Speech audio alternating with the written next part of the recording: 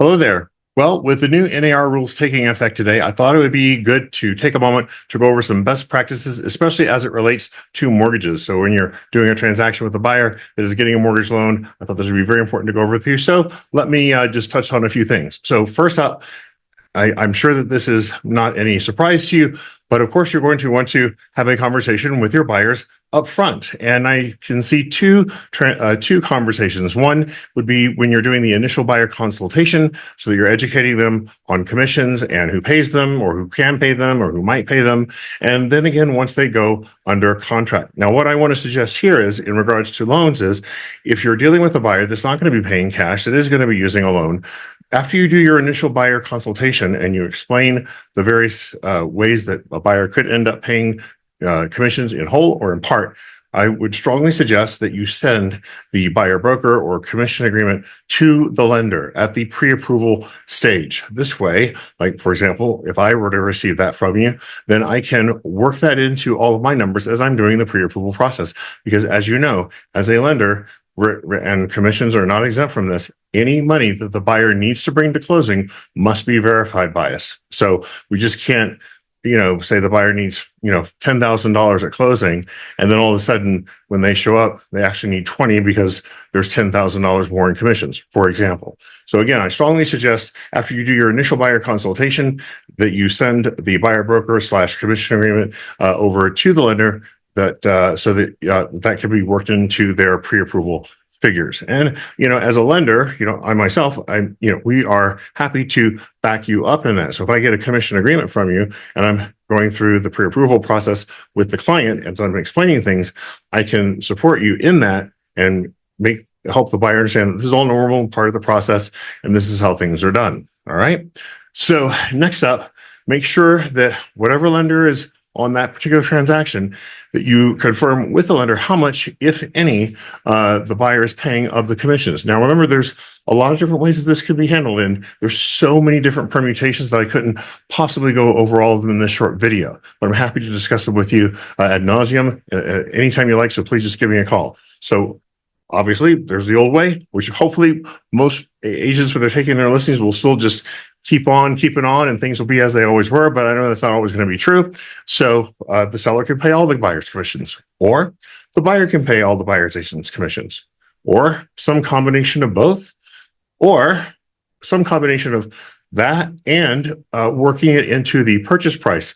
So I would recommend, if you're going to try and do that, that you not wait for the appraisal to come back and then see if the appraisal came in over the contract price. And then if it did, add in some commissions and then do it that way. Because as you know, there is a psychological impact to what appraisers do when they get the contract. So better to build it in up front, and if it makes value, it makes value. And if it doesn't, it doesn't.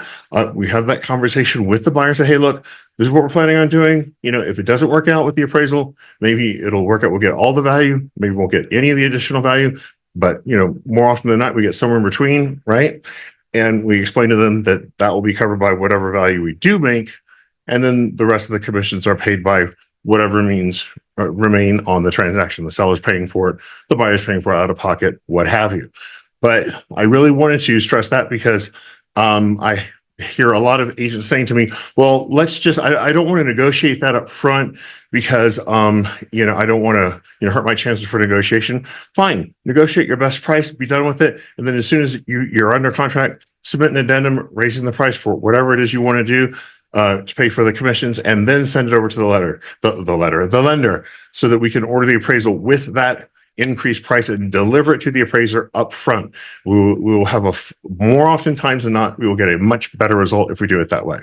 All right. Once you go into contract, make sure, of course, this probably goes without saying, that you send the commission agreement over to the lender. And then most importantly here now, I have always sent to the agents that I work with, as soon as we prepare the initial CD, I send them a copy of that initial CD and ask them to review for anything. In the past, I've been looking for things like transaction fees or whatever credits that we may have missed, what have you.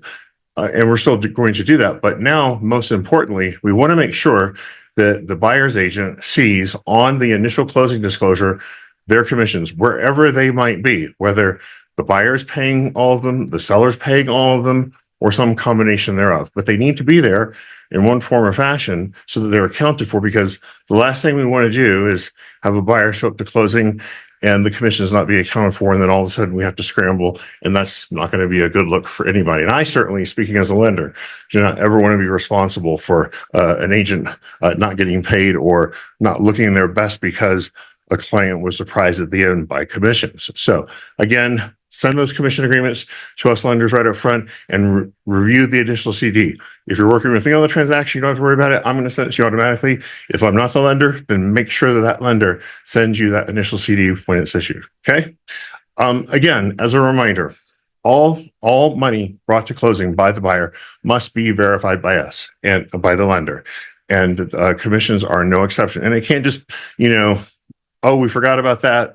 We're signing this afternoon. Here's a bank statement, lender. No, that has to be run through AUS on every type of loan. It has to be done prior to documents being issued. So it can be a real cluster if that has not done prior to documents being issued. So please make sure that that's all accounted for in advance. Also, as a reminder, all agencies, Fannie Mae, Freddie Mac, FHA, the VA, they have all come out and said that the seller paying the buyer's agent commissions on behalf of the buyer do not count in the total amount of maximum seller concessions allowed. So, as you know, on FHA, for example, most of the time, the maximum allowable seller contribution to buyer's closing costs is 6%.